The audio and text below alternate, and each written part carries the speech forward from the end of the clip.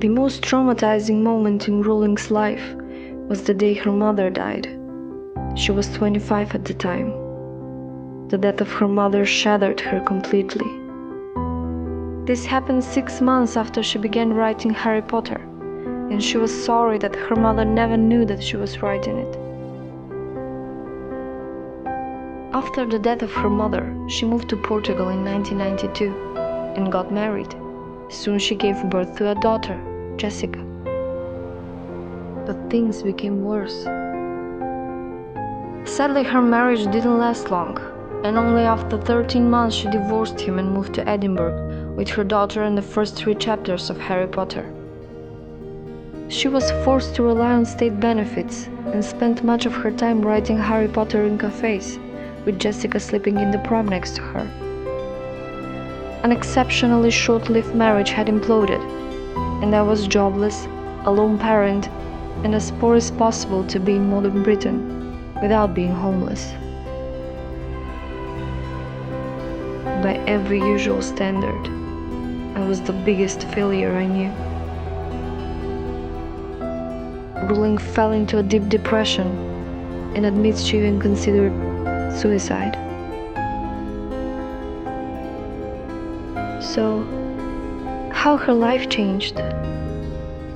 Because she was so poor she couldn't afford a computer or even the cost of photocopying the 90,000-word novel, so she manually typed each version to send to publishers. After sending her manuscript to 12 different publishers and getting rejected by every single one, Rowling began losing confidence in her book.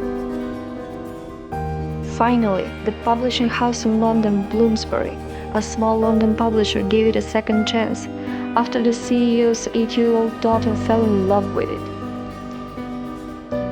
Her books has since sold more than 450 million copies, won innumerable awards, been made into movies, and completely transformed Rowling's life. In 2011, Forbes estimated Rowling to be worth about $1 billion. She remains on its list of the world's most powerful celebrities and top-earning authors.